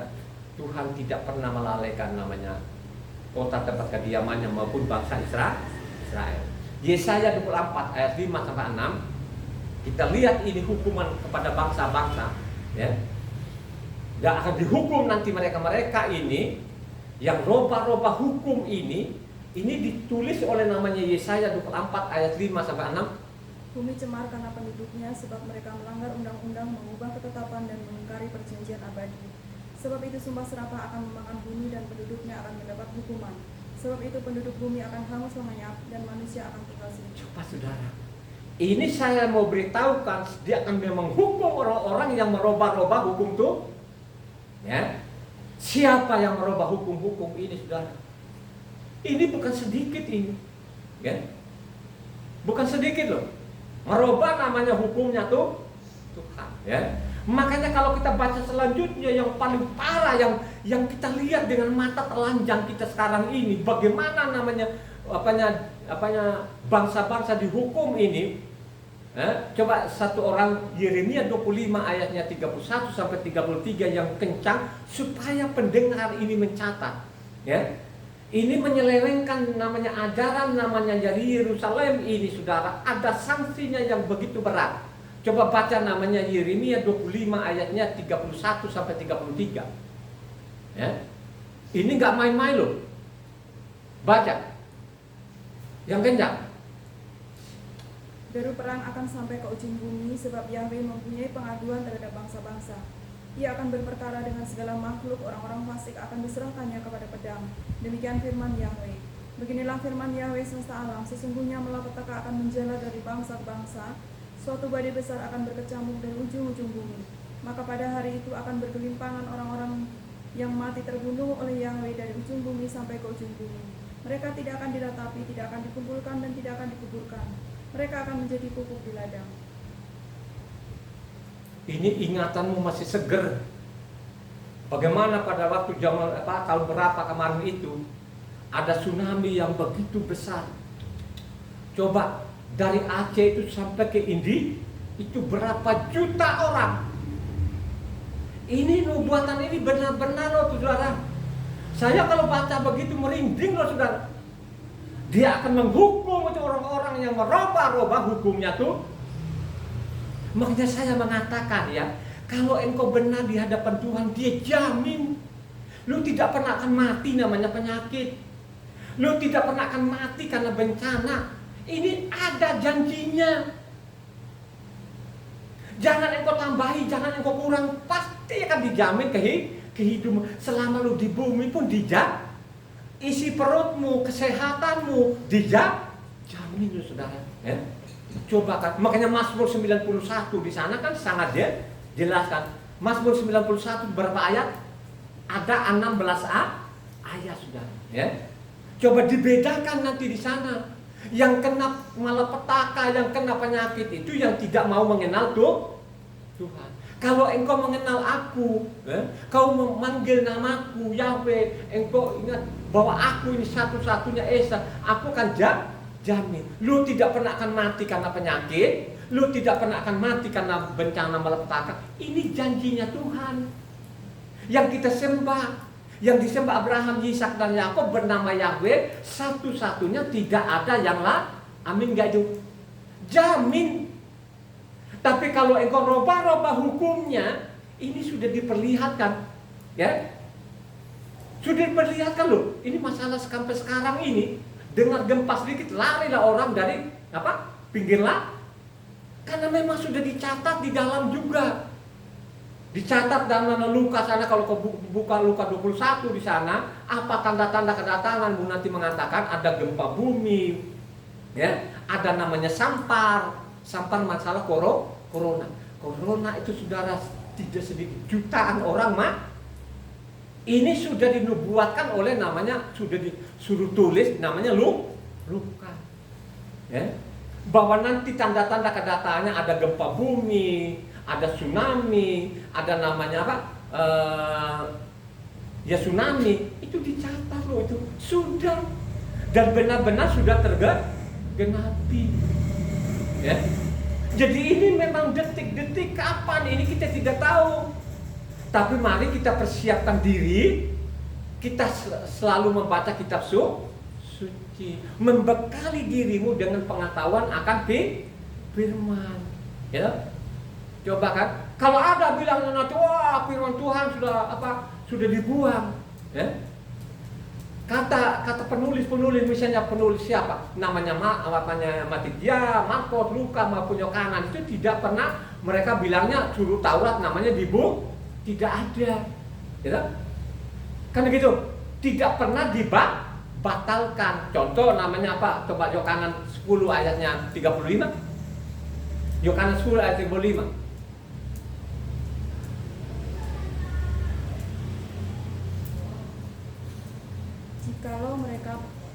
Jikalau mereka kepada siapa firman itu disampaikan disebut Elohim, sedang kitab suci tidak dapat dibatalkan.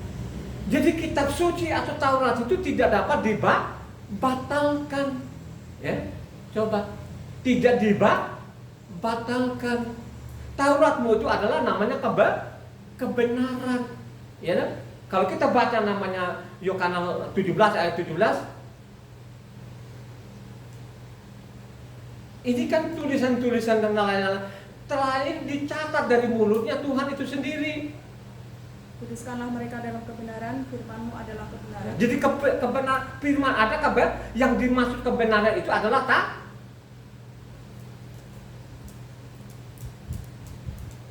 catat kok ini saudara. Makanya kalau kita baca itu sangat serem ya. Seremnya gini. Yesaya 66 ayat 24, ya. Bagaimana nanti dihukum orang-orang? Habis dihukum itu biasa kan dilemparkan ke neraka. Terus nanti orang-orang benar ini akan melihat mereka ini, coba yang Yesaya 66 ayatnya 24. Mereka akan keluar dan memandangi bangkai orang-orang yang telah memberontak kepadaku. Di situ ulat-ulatnya tidak akan mati dan apinya tidak akan padam, maka semuanya akan menjadi kengerian bagi segalanya. Jadi orang-orang benar melihat ini, pembangkang ini yang sombong-sombong ini mengatakan namanya Taurat suruh dibuang. Nanti kamu nonton. Makanya kalau kita baca Luka 16, kalau bisa deh ambil waktu sedikit, coba dibaca lengkap saja lah Luka 16 ini, supaya ini pendengar ini, ya, supaya tidak ditipu loh saudara ya. supaya ditipu, supaya mereka membedakan ini ajaran dari Sion atau bukan. Ini kan? Coba Luka 16 ayatnya 19 sampai 31 yang cepat bacanya. Ada seorang kaya yang selalu berpakaian jubah ungu dan kain halus, dan setiap hari ia bersukaria dalam kemewahan. Dan ada seorang pengemis bernama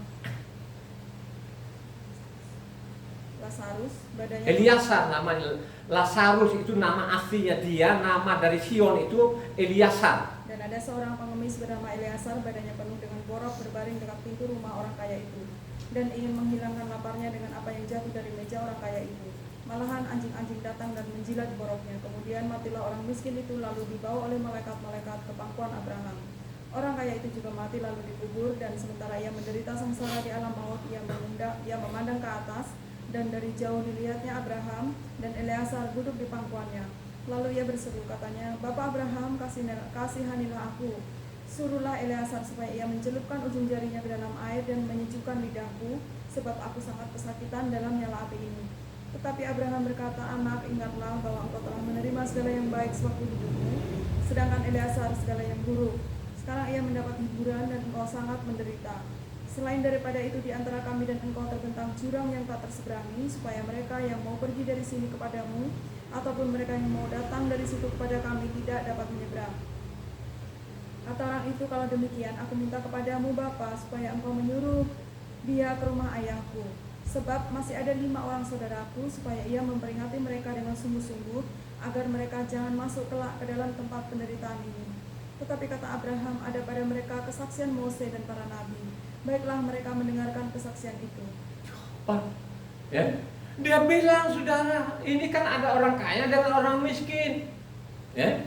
Coba, akhirnya ada orang kaya, bukan namanya ke surga, dilemparkan namanya ke neraka. Karena dia bilang, ini masih ada saudaraku di sana, Abraham. Ya. Tolong dia kirim lagi lah Eleazar sana, kembali lagi peringatkan mereka supaya mereka tidak masuk tempat sini, karena di sini begitu tersiksanya. Jadi itulah penyesalan. Kemudian apa jawabannya Abraham di sana? Ada namanya kesaksian, namanya Mose maupun kitab para nabi.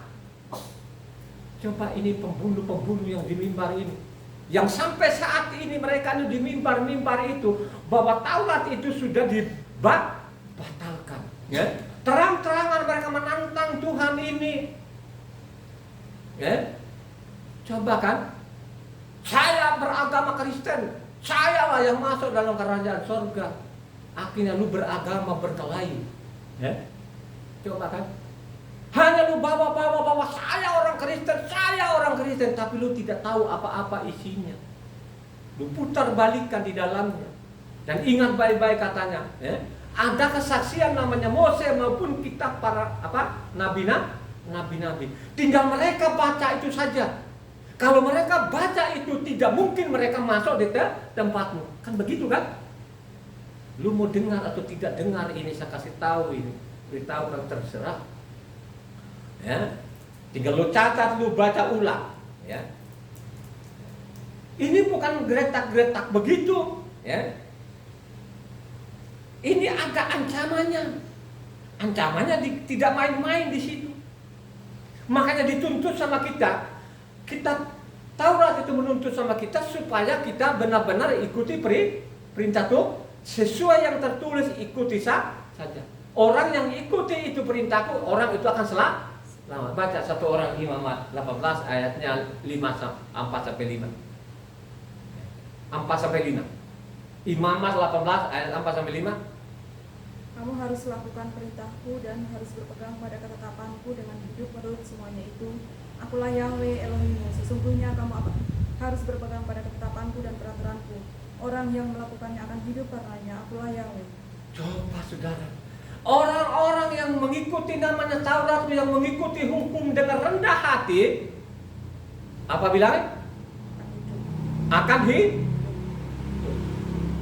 Ya. Makanya kalau saya tarik dari namanya Imamat 18, kalau saya tarik namanya ke Kisah para 10 ayat 35 sana, bagaimana bunyinya? Setiap orang dari bangsa manapun yang takut akan Dia dan yang mengamalkan kebenaran akan berkenan kepadanya. Dari bangsa manapun, dari suku manapun, dari orang manapun yang mengamalkan namanya hukumku ini akan selamat, saudara. Ya. Mari kita lihat bagaimana orang-orang Gibeon pada waktu itu, zaman Yosua bin Nun pada waktu itu, mereka datang di sana, ketemu namanya Gibeon itu. Coba, bahwa kami mendengar kalau Tuhanmu itu membela laut. Kami sudah mendengar bahwa namanya Sungai Yordan terputus. Kami takut. Akhirnya diadakan perjanjian sama mereka. Tugasnya apa Gibeon apa? Kerjaan apa? Setiap hari? Cari kayu. Mereka setiap hari nimba air. Setiap hari cari kayu ini, saudara.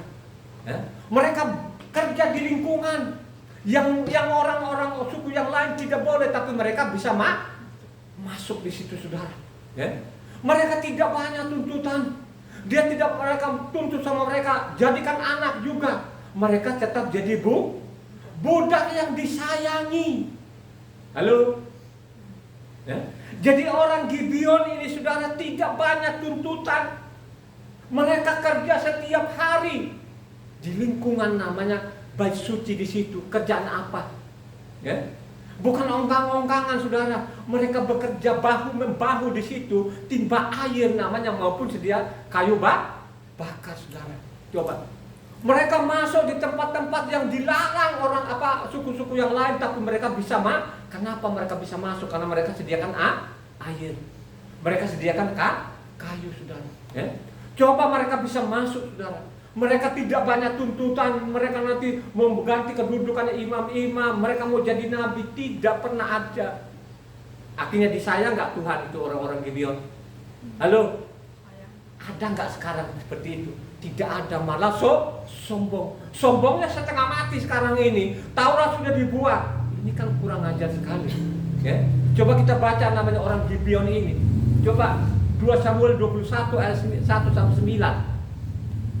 Bagaimana Tuhan itu membela orang-orang Gibeon ini. Baca yang kencang.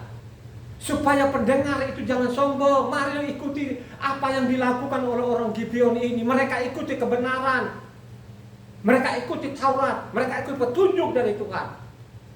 Baca. Dalam zaman Daud terjadilah kelaparan selama 3 tahun berturut-turut. Lalu Daud menanyakan petunjuk Yahweh, berfirmanlah Yahweh, pada Saul dan keluarganya melekat hutang darah karena ia telah membunuh orang-orang Gibeon. Lalu raja memanggil orang-orang Gibeon dan berkata pada mereka, orang-orang Gibeon itu tidak termasuk orang Israel, tetapi termasuk sisa-sisa orang Amori, dan walaupun orang Israel telah bersumpah kepada mereka, Saul berikhtiar membasmi mereka dalam kegiatannya untuk kepentingan orang Israel dan Yehuda.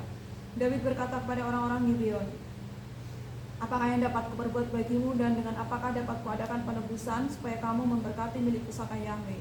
Lalu berkatalah orang-orang Gibeon itu kepadanya, bukanlah perkara emas dan perak urusan kami dengan Saul serta keluarganya. Juga bukanlah urusan kami untuk membunuh seseorang di antara orang Israel. Tetapi kata Daud, apakah yang kamu kehendaki akan kuperbuat bagimu? Sesudah itu berkatalah mereka kepada raja, dari orang yang hendak membinasakan kami dan yang bermaksud memunahkan kami sehingga kami tidak mendapat tempat dimanapun di daerah Israel, biarlah diserahkan 7 orang anaknya laki-laki kepada kami supaya kami menggantung mereka di hadapan Yahweh di Gibeon, di bukit Yahweh. Lalu berkatalah raja, aku akan menyerahkan mereka. Tetapi raja merasa sayang kepada Mephiboset bin Yonatan bin Saul, karena sumpah demi Yahweh ada di antara mereka, di antara Daud dan Yonatan bin Saul.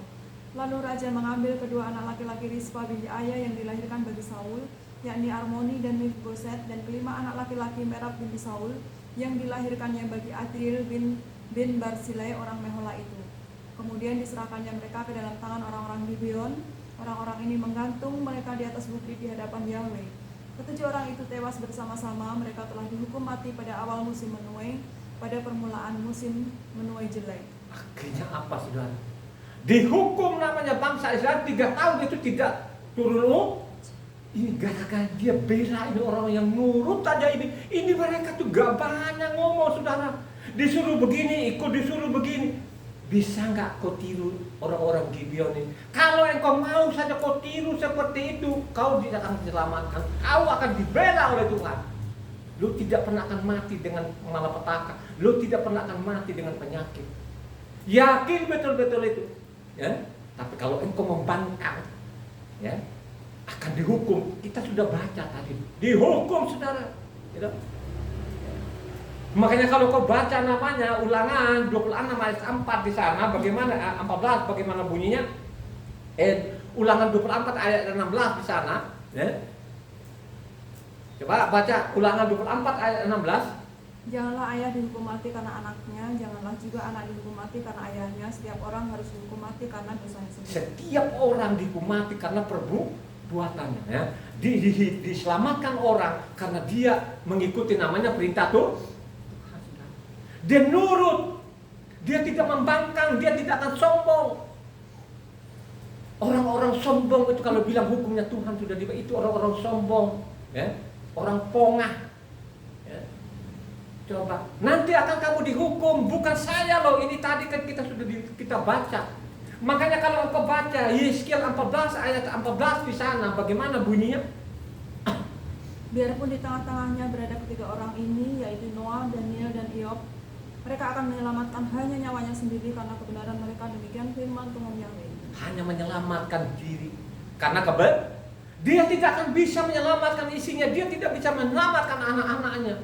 Akan semua bertanggung jawab kepada Tuhan sesuai apa yang dia lakukan, saudara. Ini kan sangat jelas, ya. Akan bertanggung jawab nanti, ya. Ada waktunya. Tapi kan kita sudah baca, nanti dia akan jadi hakim dan jadi wasit, saudara. Dia akan jadi hakim nanti, saudara. Dia adalah hakim yang adil. Dia akan menghukum orang-orang yang pongah, yang sombong. Ya, ada waktunya nanti. Ya, boleh saja sekarang kau berkuak-kuak di mimbar itu bahwa Taurat itu sudah dibuang dan lain sebagainya. Akan tunggu waktunya nanti. Ada waktunya nanti. Ya. Akan dibawa namanya ke pengadilan, saudara. Suatu saat nanti dibawa ke pengadilan sesuai nama Pengkhotbah 12 ayatnya 14 di sana dibaca. Karena Elohim akan membawa setiap perbuatan ke pengadilan yang berlaku atas segala sesuatu yang tersembunyi, entah itu baik, entah itu jahat.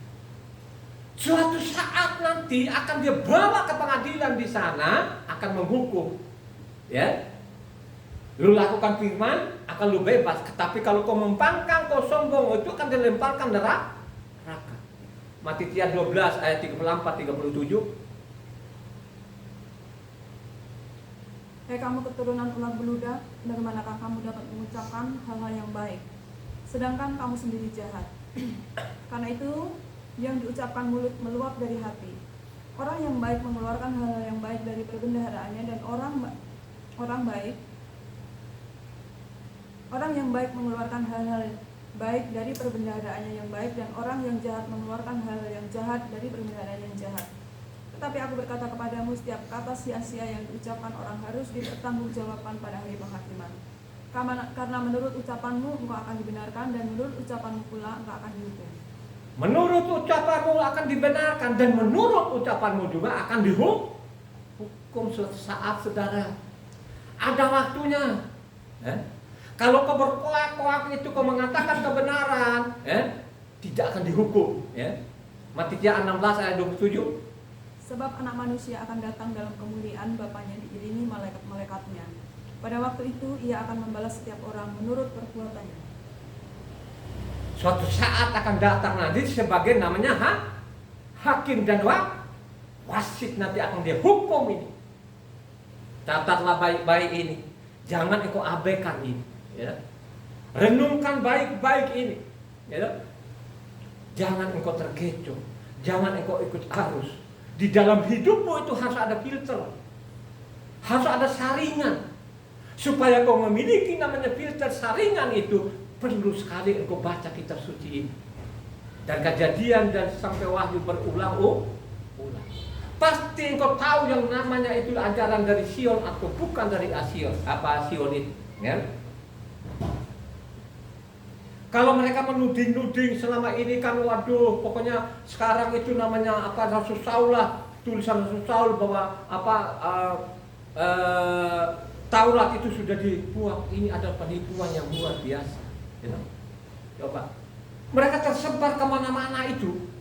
Tidak ada ajaran lain, tidak ada ajaran baru yang mereka sampaikan. Yang mereka sampaikan itu, kesana kemari itu, bahwa Mesias itu sudah ada. Halo? Ya? Yang mereka bawa kesana kemari dengan mereka bawa namanya kitabnya Mose dan kitabnya para nabi itu, mereka sampaikan ini loh, ada tulisannya di sini, ya, sudah ditulis oleh nabi-nabi dulu, sudah dicatat oleh Mose ini bahwa Mesias itu benar-benar sudah ada. Halo, ya, itulah yang mereka sampaikan kemana-mana itu. Tidak ada ajaran lain, tidak ada kitab yang lain. Hanya mereka pegang itu ada namanya kitabnya Mose maupun kitab para nabi. Coba satu orang baca, ya. Kisah para 18 ayat 5. Loncat ke 28 terakhir.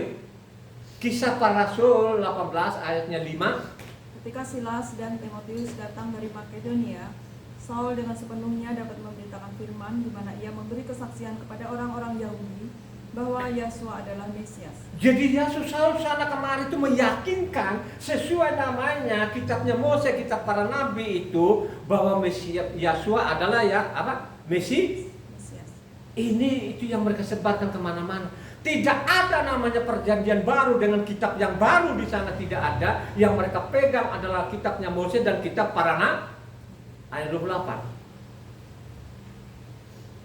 Sebab dengan tak cemu-cemunya ia membantah orang-orang Yahudi di muka umum dan membuktikan dari kitab suci bahwa Yesua adalah Mesias. Jadi mereka pakai kitab Mose dan kitab para nabi, yakinkan mereka bahwa Mesias benar-benar, Yesua adalah Mesias. Yesua adalah Yahweh itu sendiri. Tidak ada yang lain, kurang apa lagi, ya? Jadi kalau namanya Mesias jadi anak itu namanya sudah ngawur. Ya. Mesias adalah Yahweh itu, Mesias artinya itu dia adalah Roh Kudus yang jadi manusia bernama Yahweh Shua, Yahweh penyelamat. Ya. Tidak ada yang lain. Itulah yang mereka sampaikan sana kemari. Ya. Kalau mereka bilangnya nanti Tauratnya sudah dibuang, ini namanya penipuan yang luar biasa yang tidak ada dasarnya. Tidak ada dasarnya. Ya. Hanya sepotong-sepotong itu yang mereka pakai di sana, khususnya nama Efesus 2 ayat 15 itu. Tidak baca lengkap. Itulah yang mereka sebarkan kemana-mana. Akhirnya tadi kebenaran menjadi racun yang mematikan, saudara. Ya. Itu kan ula ini pendeta-pendeta yang dari mimbar itu dari generasi ke generasi itu menipu orang. Ya. Pada di dalam kitab suci tidak demikian. Mereka tetap namanya patuh kepada namanya hukumnya Tuhan. Coba satu orang baca namanya Kisah para 21 ayat 19 sampai 24. Saul memberi salam kepada mereka lalu menceritakan dengan terperinci apa yang dilakukan Elohim di antara bangsa-bangsa lain oleh pelayanannya. Mendengar itu mereka mengatakan Elohim, lalu mereka berkata kepada Saul, "Saudara, lihatlah beribu-ribu orang Yahudi telah menjadi percaya dan mereka semua rajin memelihara hukum Taurat. Tetapi mereka mendengar tentang engkau bahwa engkau mengajar semua orang Yahudi yang tinggal di antara bangsa-bangsa lain untuk melepaskan hukum Mose. Sebab engkau mengatakan supaya mereka jangan menyunatkan anak-anaknya dan jangan hidup menurut adat istiadat kita. Jadi bagaimana sekarang? Tentu mereka akan mendengar bahwa engkau telah datang kemari. Sebab itu lakukanlah apa yang telah kami katakan ini. Di antara kami ada 4 orang yang bernazar. Bawalah mereka bersama-sama dengan engkau, lakukanlah pentahiran dirimu bersama-sama dengan mereka, dan tanggunglah biaya mereka sehingga mereka dapat mencukurkan rambutnya. Maka semua orang akan tahu bahwa segala kabar yang mereka dengar tentang engkau sama sekali tidak benar, melainkan bahwa engkau tetap memelihara hukum Taurat." Coba saudara, bawalah pentahiran itu perintah namanya hukum Taurat, saudara. Karena di situ kita lihat ayat 23 tadi ini, ya, ini kalau kita mau cari benang merahnya, kita ketemu benang merahnya bilangan 6 ayatnya 13 sampai 21. Saudara. Nah, ternyata tidak benar tetap engkau memelihara hukum Taurat. Tidak ada namanya dia bikin perjanjian baru, ajaran baru, tidak pernah ada. Dia bantah semua di situ. gitu. Ternyata yang kami dengar itu tidak benar. Ternyata engkau tetap namanya ikuti namanya hukum Taurat. Sekalipun juga dituding-tuding juga ini imam-imam ini termasuk imam besarnya, mereka nuding-nuding bahwa dia adalah sekte Nasrani ini, dia juga bantah. Coba Kisah 24 ayatnya 5-6. Mereka tuding di situ, itulah manusia-manusia ini yang tidak beres ini adalah sekte Nasrani ini, ya. Dia bawa ajaran baru, tapi dia bantah, saudara. Kalau engkau baca saja di atas itu Kisah 24 ayat 5 tidak sampai 6 batas itu, seolah-olah dia benar-benar bikin ibadah baru. Tidak pernah begitu. Nah, baca dulu 5-6 ya. Telah nyata kepada kami bahwa orang ini adalah penyakit sampar, seorang yang menimbulkan kekacauan di antara semua orang Yahudi di seluruh dunia yang beradab, dan bahwa ia adalah seorang tokoh dari sekte orang Nasrani. Malahan ia mencoba melanggar kekudusan Bait Elohim. Oleh karena itu kami menangkap dia dan hendak menghakiminya menurut hukum Taurat kami. Coba saudara, dia melanggar dan segala macam. Dia adalah sekte namanya Nasrani, tapi dia bantah, saudara. Kalau engkau baca hanya di situ seolah-olah namanya Rasul Saul ini bikin namanya perjanjian baru, ajaran baru. Tidak pernah ada ajaran baru. Dia bantahlah di bawah kalau engkau baca ayat 10 sampai 14. Lalu wali negeri itu memberi isyarat kepada Saul bahwa ia boleh berbicara. Maka berkatalah Saul, aku tahu bahwa sudah bertahun-tahun lamanya engkau menjadi hakim atas bangsa ini. Karena itu tanpa ragu-ragu aku membela perkaraku di hadapanmu. Engkau dapat memastikan bahwa tidak lebih dari 12 hari yang lalu aku datang ke Yerusalem untuk beribadah. Dan tidak pernah orang mendapati aku sedang bertengkar dengan seseorang atau mengadakan huru-hara, baik itu di dalam Bait Elohim maupun di dalam rumah ibadat atau di tempat lain di kota. Dan mereka tidak dapat membuktikan kepadamu apa yang sekarang dituduhkan mereka kepada diriku. Tetapi aku mengakui kepadamu bahwa aku berbakti kepada Elohim nenek moyang kami dengan menganut jalan Tuhan, yaitu jalan yang mereka sebut sekte. Aku percaya kepada segala sesuatu yang ada tertulis dalam hukum Taurat dan kitab Nabi-Nabi. Coba saudara, dia bantah semua, sekalipun saya tuding-tuding bahwa saya ini bikin perjanjian baru, ajaran baru. Saya tidak pernah melakukan itu. Tetap aku patuh namanya kitabnya Moses dan kitabnya para nabi, saudara. Baca selanjutnya lagi di bawah 17-18. Dan setelah beberapa tahun lamanya aku datang kembali ke Yerusalem untuk membawa pemberian bagi bangsaku dan untuk mempersembahkan persembahan-persembahan. Sementara aku melakukan semuanya itu, beberapa orang Yahudi dari Asia mendapati aku di dalam Bait Elohim. Sesudah aku selesai mentahirkan diriku tanpa orang banyak dan tanpa keributan, merekalah yang sebenarnya harus menghadap engkau di sini dan mengajukan dakwaan mereka jika mereka mempunyai sesuatu terhadap aku. Mentahirkan diriku katanya. Ini kan namanya perintah, namanya apa? Taurat. Kalau kita balik ke belakang tadi ini Kisah para 21 ayatnya 13, ya. Ayat 13. Ayat Kisah para 21 ayat 23. Ayat 23. Sebab itu lakukanlah apa yang kami katakan ini, di antara kami ada 4 orang yang bernasar. Nah, jadi yang bernasar itu maksudnya mereka mentahirkan kalau kita cari benang merahnya, makanya ketemu nanti bilangan 6 ayatnya 13 sampai 21. Sudah clear kan? Ya. Bahwa tidak ada semua saya lakukan, perintah saya lakukan. Enggak ada, saya bukan sekte Nasrani, saya bukan sekte Kristen, bukan. Saya tidak menyimpang namanya ini perkataan Rasul Saul, saudara, dia bantah semua. Ya. Makanya kalau kita baca lagi sana Kisah para Rasul 25 ayatnya 8, Kisah para 25 ayat 8, jelas-jelas di situ saya tidak bersalah. Sebaliknya Saul membela diri, katanya, aku sedikit pun tidak bersalah baik terhadap hukum Taurat orang Yahudi maupun terhadap Bait Elohim atau terhadap Kaisar. Coba saudara, saya tidak bersalah namanya kitab Taurat baik Tuhan maupun namanya kepada Kaisar. Saya tidak bersalah. Salah apa? Saya tidak menyimpang dari hukumnya tuh. Amin gak tuh? Kok saya dituding-tuding? Itulah yang terjadi sampai saat ini. Sehingga semualah sekarang ini diperbarui. Nama Tuhan perbarui, nama-nama orang. Ini adalah kejahatan, saudara. Ya, mereka tidak peduli lagi orang Indonesia ini.